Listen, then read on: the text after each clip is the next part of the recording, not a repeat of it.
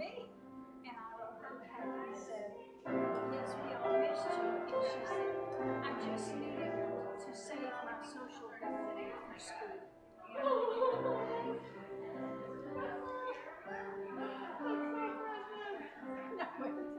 She's so well, she's 11, but so 11 going on 19. Yeah, just not to save my social battery.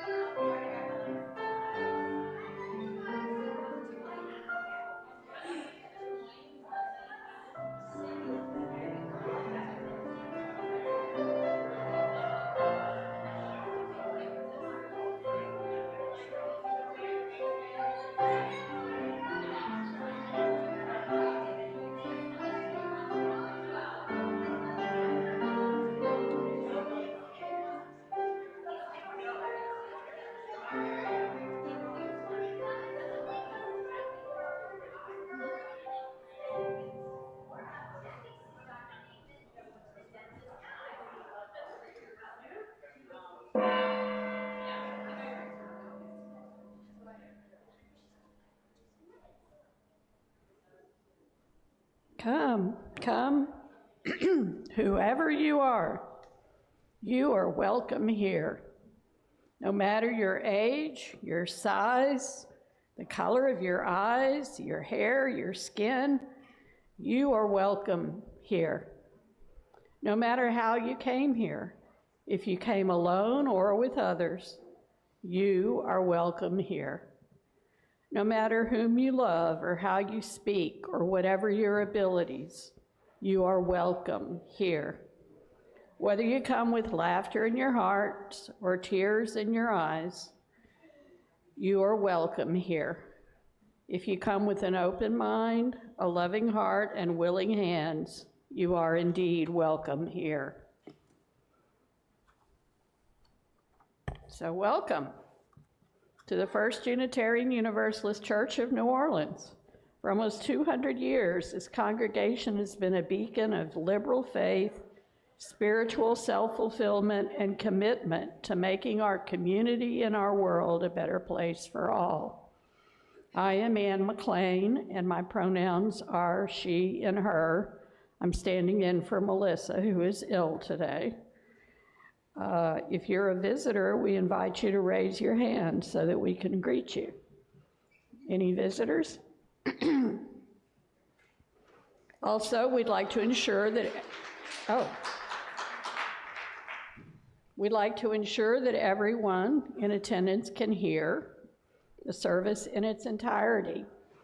If you're unable to hear any of the speakers, please wave your hand and we'll do our best to speak up.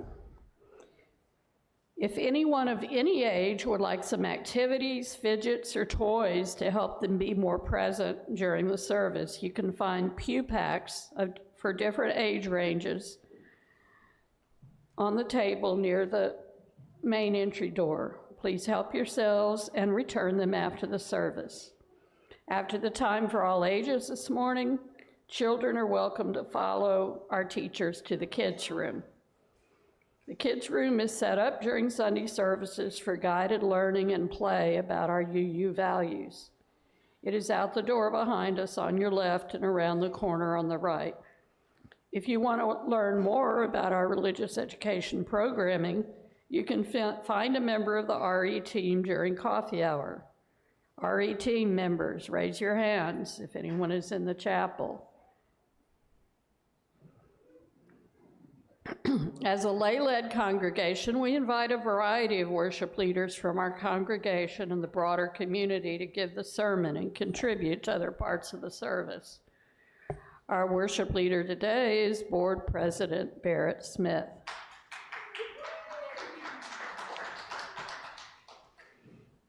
Please rise in body or spirit and join me in lighting the chalice of our heritage, and join me in reading the words that you will find in your order of worship, and join in our sung response following.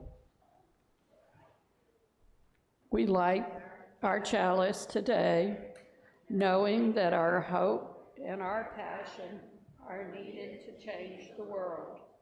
We bring different gifts to the work, but we will come together in one faith, that what we do makes a difference, both to our world and in ourselves.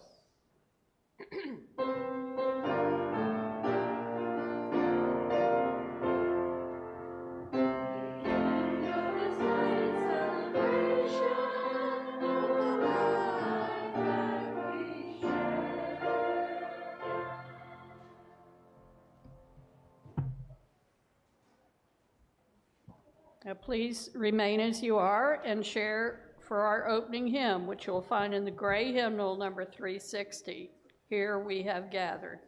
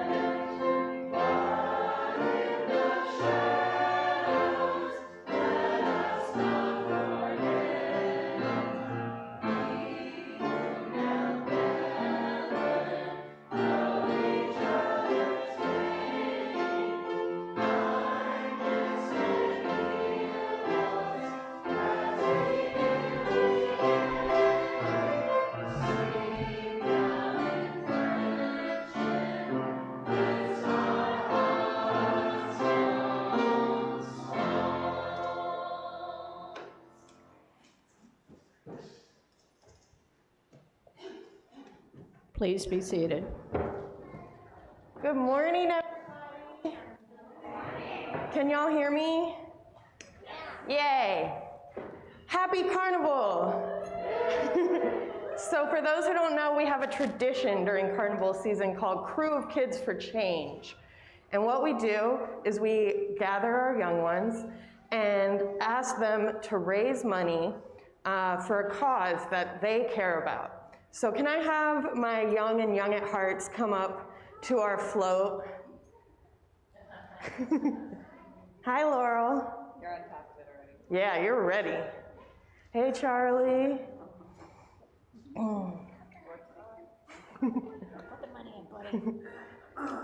So last week, we gathered the kids on Kids Day, and we asked them to decorate this float, and we're going to use this float to collect your change. So all of those little coins that are in the bottoms of your bags, in the bottoms of your pockets, your little wallet, little zipper part, you know, and then you're gonna go home and you're gonna look in like the bottom of the cup holder in your car and like that weird little bowl that you have near the door and maybe like the back of the couch, and you're gonna bring all your change and you're gonna put it in our awesome float to raise money. And I'm about to tell you what we're raising money for. So last week we asked the kids what they think is important to raise money for, and they said food and houses. They want people to have safe, warm places to sleep, and they want people to have good, nourishing food. So we compiled some organizations that they could vote on that are doing this work, and overwhelmingly, they voted to support our partner church that we are already supporting in St. Rose, that is primarily immigrant communities, that is using this money for both housing and food for families that are sheltering in place. So it's very cool and exciting that the kids' vote lined up with work that we're already doing. And we're really excited to hopefully raise some extra money to send to these families.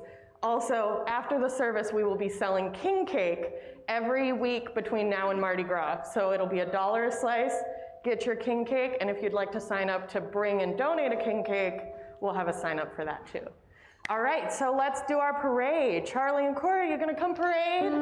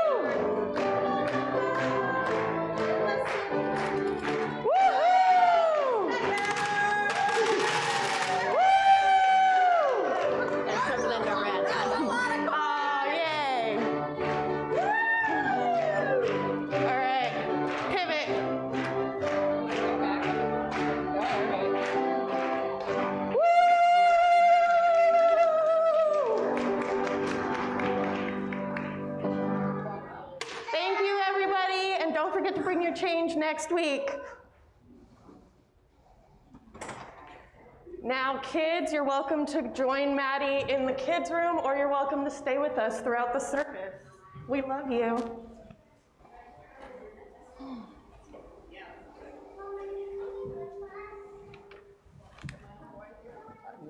You might want to go here, because you're going to have to keep a button.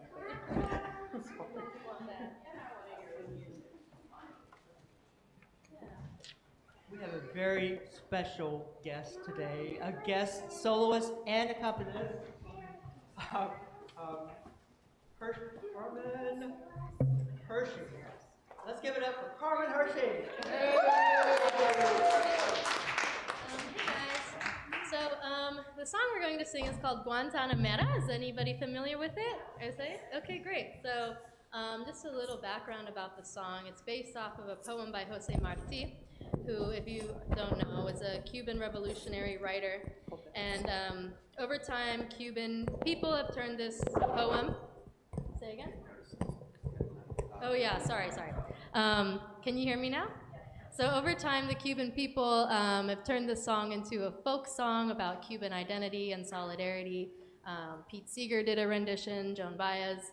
And the first, I'm going to sing it in Spanish, but the first verse translates to, I am an honest man from where the palm trees grow. And before I die, I would like to share my verses, the verses of my soul. So, yeah, so I hope you enjoy it.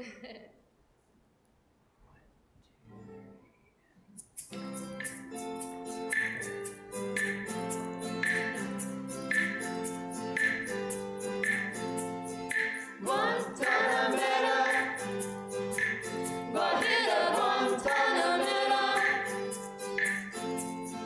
Guantanamera, Guajira Guantanamera, Guantanamera, Guajira Guantanamera, Guantanamera, Guajira Guantanamera. Yo soy un hombre sincero, de donde crece la palma. Yo soy un hombre sincero, de donde crece la palma. Y antes de morir me quiero echar mis versos del alma. Guantanamera, Guajira Guantanamera, Guantanamera, Guajira Guantanamera, Guantanamera, Guajira Guantanamera, Guantanamera, Guajira Guantanamera. Mi verso es un verde claro y un carmín encendido. Mi verso es un verde claro y un carmín encendido. Mi verso es un ciererino que busca en el monte amparo. Guantanamera, Guajira Guantanamera, Guantanamera, Guajira Guantanamera, Guantanamera, Guajira Guantanamera, Guantanamera, Guajira Guantanamera. Con los pobres de la tierra quiero yo mi suerte echar. Con los pobres de la tierra quiero yo mi suerte echar. El arroyo de la sierra me complace más que el mar. Guantanamera, Guajira Guantanamera, Guantanamera, Guajira Guantanamera.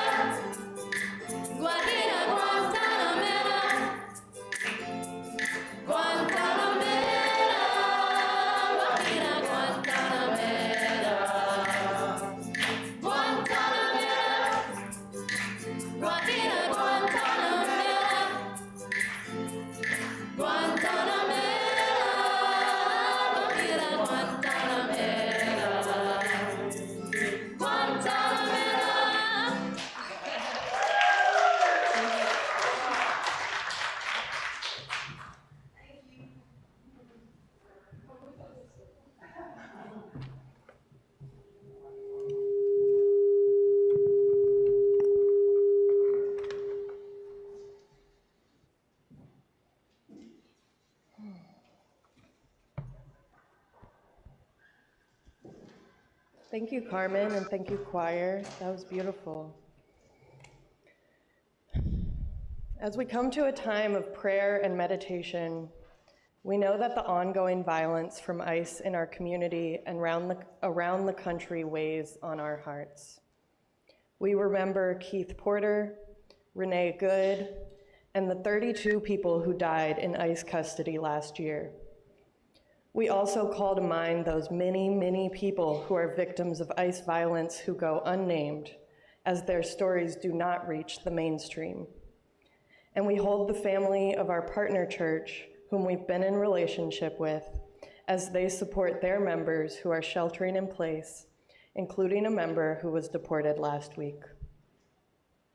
We carry this grief with us as we pray, organize, and support our communities, not because our wells of courage are ever present, but trusting that even fear can be held in community for one another.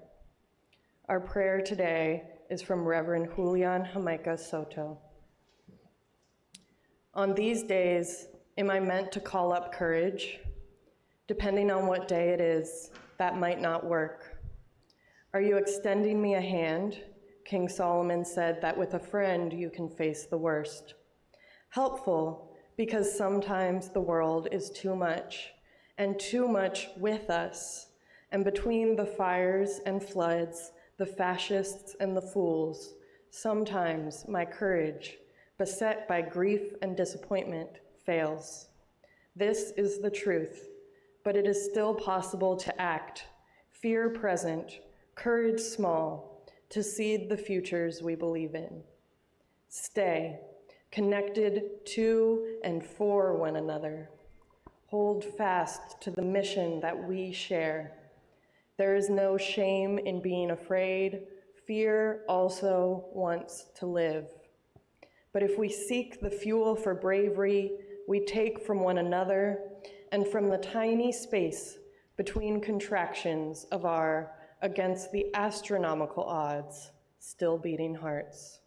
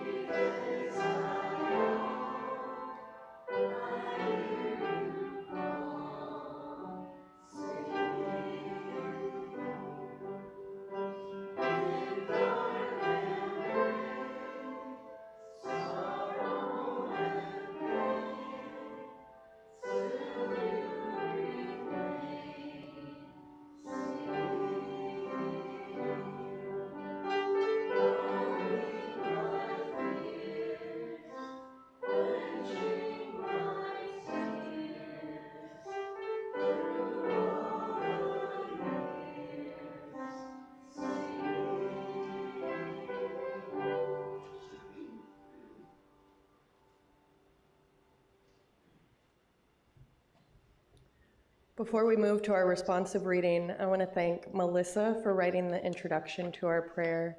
They're sick today, so they couldn't be with us. Thank you, Melissa. Feel better soon. Now, if you'll join me for our responsive reading, it's on the insert in your order of service. And these words are from Arundhati Roy. The only dream worth having is to dream that you will live while you are alive and die only when you are dead. To love, to be loved, to never forget your own insignificance, to never get used to the unspeakable violence and vulgar disparity of the life around you. To pursue beauty to its lair,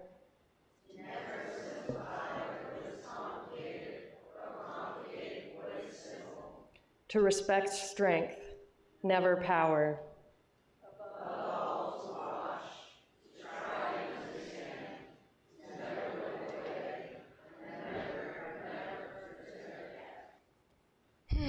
Thank you. Wow. I love those words, and it's so powerful to hear them spoken all together. Today I'm going to talk a little bit about Arundhati Roy, about why I don't use generative AI. And this talk is inspired by the essay that those words came from, which is about nuclear bombs and the acquisition of nuclear bombs in India. And I really believe that from nuclear bombs to Hurricane Katrina, generative AI is just another thing in a series of attacks on the interdependent web. So, informed by my experience as the daughter of a New Orleanian, as a student of justice, and as a Unitarian Universalist, I refuse to use Chat GPT. And I do believe that is a call from our faith. So I'm going to tell you about why. I want to give a little content warning that I will talk about Hurricane Katrina, and I will mention the concept of drowning. So please take care of yourself as you're listening. In 1998, Arundhati Roy wrote an essay in response to India's acquisition of nuclear weapons. It was titled, "The End of Imagination." The responsive reading we read is pulled from this essay. Roy is the Booker Prize-winning author of The God of Small Things. She's a writer I look up to for the way she stands against empire with incredible beauty and lyricism. She begins her essay saying, "There can be nothing more humiliating for a writer of fiction to have to do than restate a case that has, over the years, already been made by other people, and made passionately, eloquently, and knowledgeably." This is how I felt as I sat down to write about why I don't use ChatGPT or other generative AI tools. I am far from the first person to take up a moral position against these tools. And yet, as Roy says, I am prepared to grovel, to humiliate myself abjectly, because in the circumstances, silence would be indefensible. There are more similarities than one might think between Roy's response to nuclear bombs and my response to generative AI. She argues that the euphoria with which nuclear tests have been greeted by us is indefensible. To me, it signifies dreadful things, the end of imagination. Yes, the euphoria with which we have greeted ChatGPT is a clear signifier that we are willing to give up our imagination in exchange for a ticking time bomb. When I first took a stance against AI, I didn't yet have the words for why. I just quietly deleted Google Chrome off my phone. This was at the point where Google searches had just started rendering AI summary results at the top without any ability to disable it. I didn't consent to having my research be artificially and often inaccurately summarized for me. I didn't consent to using the equivalent of a bottle of water every time I just wanted to know what time the moon was going to rise. It was a big move for me to switch browsers and search engines. I mean, I'm a millennial. I was practically raised by Google. But every time I saw that AI summary pop up, I felt that eerie feeling, that feeling of acting out of alignment with my values. And I came to realize that using AI was a moral issue. When confronted by my boss about my refusal to use Chat GPT at work, that's how I put it. This is a moral issue to me. As a Unitarian Universalist, I honor the interdependent web of all existence. I know that harm done to the earth is harm done to all of us. This is nowhere more evident than in the Black and brown neighborhoods whose water supply is being siphoned and poisoned to cool AI data centers, and whose air is being polluted by the power plants needed to power them. In line with decades of environmental racism, AI data centers are being placed in Black and brown neighborhoods with the least power to resist, such as Boxtown in Memphis, Tennessee, where residents are already dealing with high cancer rates and respiratory problems from industrial pollution. AI companies are quickly becoming the biggest sources of pollution in these areas, causing utility rate increases and pillaging water usage rights in drought-ridden areas. What we do to the earth, we do to ourselves. What we do to our neighbors in Black and brown neighborhoods, we are doing to ourselves. The earth is an interdependent web. When leading a workshop here at church about environmental racism, one of the kids looked at me confused.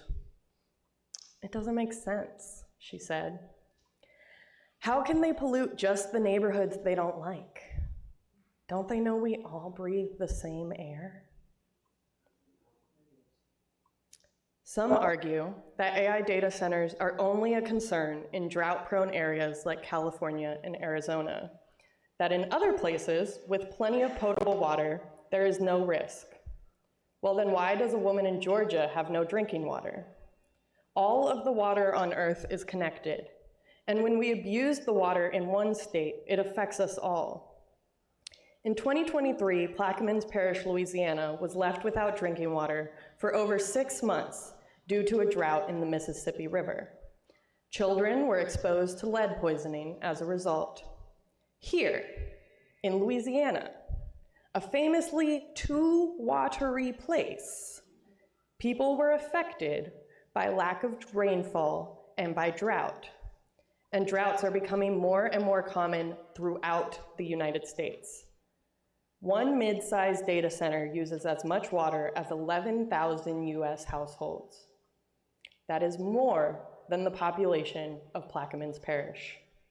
So what if, instead of giving our imagination as tribute to the ticking time bomb of generative AI, we used it to imagine a way to bring that water to the people, or simply return it to the earth?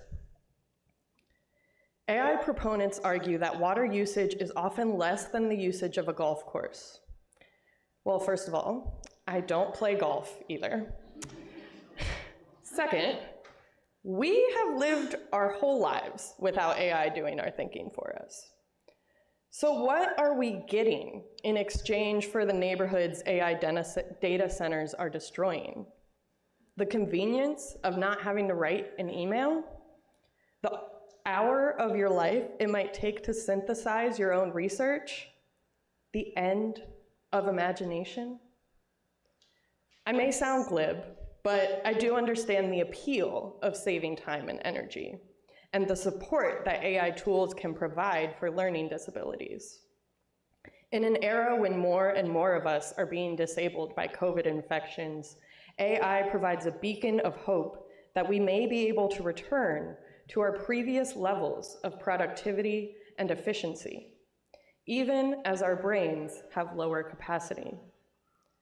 A friend who is an avid Chat GPT user said, "I'm drowning, Barrett. I'm underwater, and there's a tool that can help me, and you're telling me I can't use it?" A lot of us feel that way, a lot of the time. And I see it as a sign to delegate, to scale back, and to remember that the only dream worth having is to dream that we will live while we are alive and die only when we are dead. It took me 4 months to even start writing this essay. I was tired, I was burnt out, I didn't have room in my brain for creativity, and as I sat down to begin, I thought, well, Chat GPT would probably save me a lot of time finding the research that I need for it. Ironic that I could use AI to easily list the reasons AI is bad. And sure, there may be things I left out. There are definitely articles I did not read before I wrote this. But I do not live for perfection or productivity. I live to be alive, and I cannot be fully alive when I surrender my imagination to a robot. The day my friend told me she was underwater was also the 20th anniversary of Hurricane Katrina.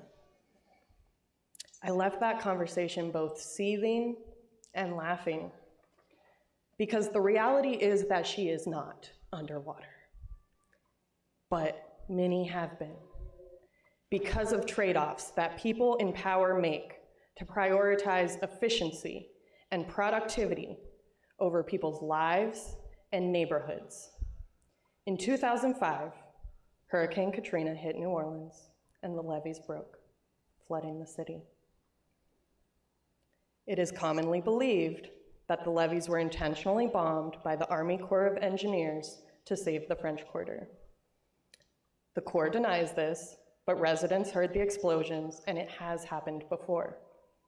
In 1927, the levees were bombed to save white parts of the city, and in 1967, the predominantly Black and working class Lower Ninth Ward was catastrophically flooded when the Industrial Canal levee was breached. Best case scenario, the Army Corps of Engineers say the levees failed because, quote, they were built in a disjointed fashion using outdated data. Now, why would they do that? To save money? To save time? To prioritize efficiency over a theoretical risk to human lives? In 2005, Hurricane Katrina hit New Orleans. In 2025, my friend told me she was underwater, and all I could think about was my grandmother's house, underwater amongst many others, amongst bodies, amongst a lifetime of memories. She would never get over that loss. I say I was raised by Google, but I was also raised by grief and by a city that saw the wrong end of the efficiency time bomb. So when I call AI a ticking time bomb, it is because I do not believe that the effects we are seeing now, as horrendous as they are the end of the disasters that will be caused by AI data centers. And when the levees break on this trade-off, will it be worth that email? Every single town that is being drained by AI data centers has daughters and granddaughters who will be raised by that grief. They are watching us. The diaspora of disasters we don't yet know is all around us. So when you ask me, are there some uses that are worth it? I know what you mean is, well, I would never use Chat GPT to write a novel, but like maybe an email is okay. But what I hear is how many hours of my life is worth a grandmother's home. The rest of humanity may not forgive us, Roy writes. But then the rest of humanity may not know what a tired, dejected, heartbroken people we are. Perhaps it doesn't realize how urgently we need a miracle, how deeply we yearn for magic. Nuclear bombs were not magic, and Chat GPT is not either. The magic will only ever be within ourselves. Every single disaster I have witnessed has been a trade that somebody made. A trade between neighborhoods, a trade between efficiency and risk, a trade between money for the ruling class and the lives of the people we refuse to look at.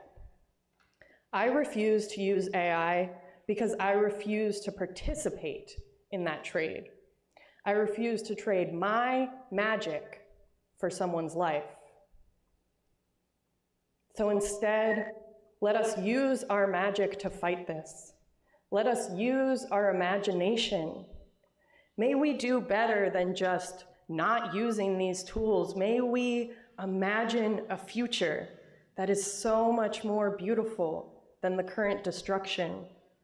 A future that honors interdependence, that draws on the wisdom of grandmothers, that sees us helping each other with the things we want to turn to AI for. What can we imagine when we imagine together?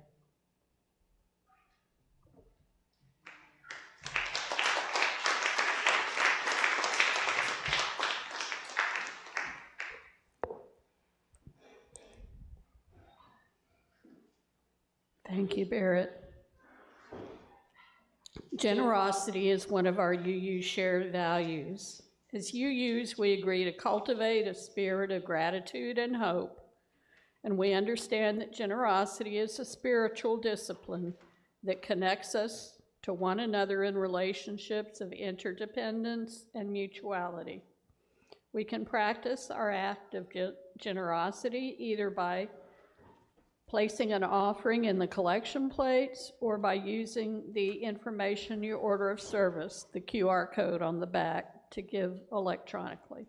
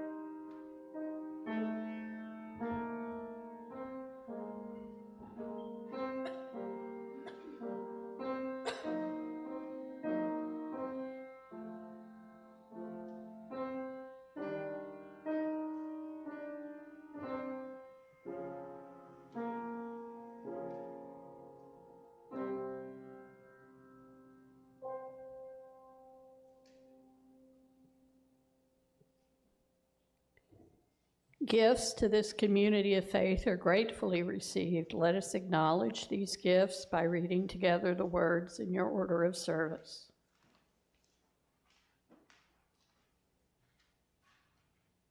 This gift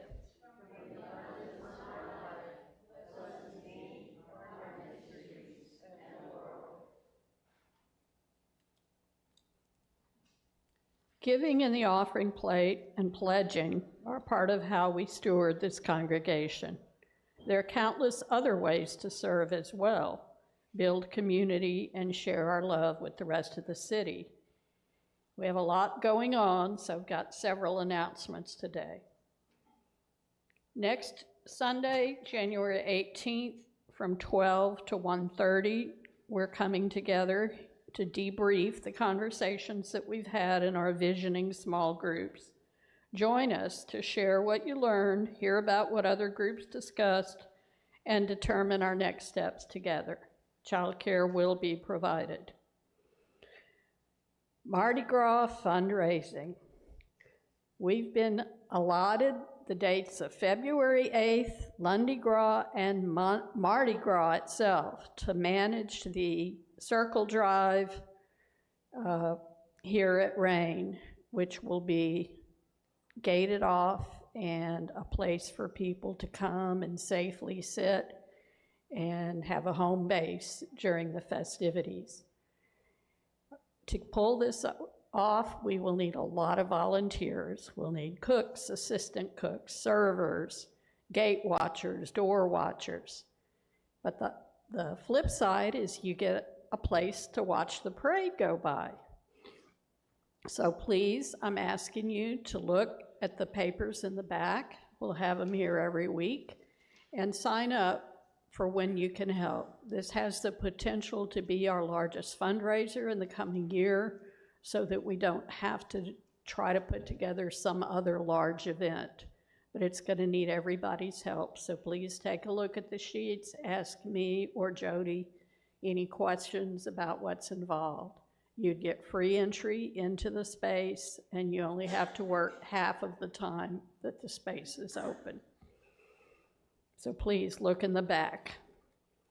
Also today, FUUNO's going to have a table at the New Orleans Community Organizing Fair that's at the Broadside, 600 North Broad, from 3 to 6 p.m. this afternoon. Several of us are going to be staffing a table and engaging with members of the community and other organizers to share about us and to learn about them. And finally, Jean Barnard has a spotlight announcement.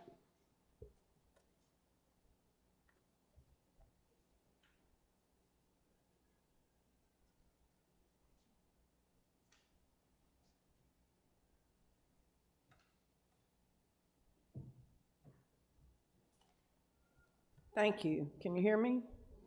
Okay.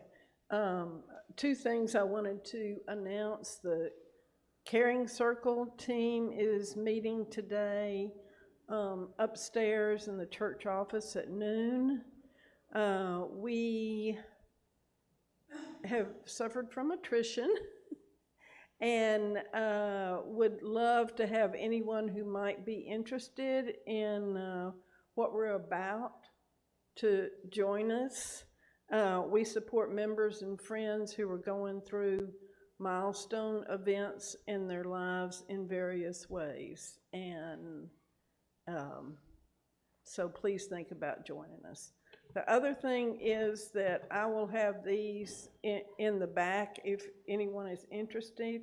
They're postcards that you can send out to your House representative or your Senate member, one per person, please, that says the majority of Americans support background checks, trans rights protections, safe and legal abortions, and paths to citizenship. So all you have to do is address it and sign your name and address. Thank you.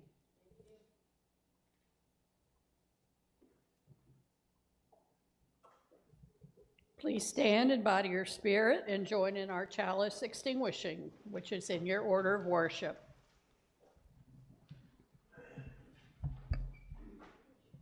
We extinguish this flame. Not the light of truth, the warmth of community, or the fire of commitment. These we carry in our hearts until we are together again. And please remain as you are for our closing hymn, which love will guide us, which you'll find in the gray hymnal number 131.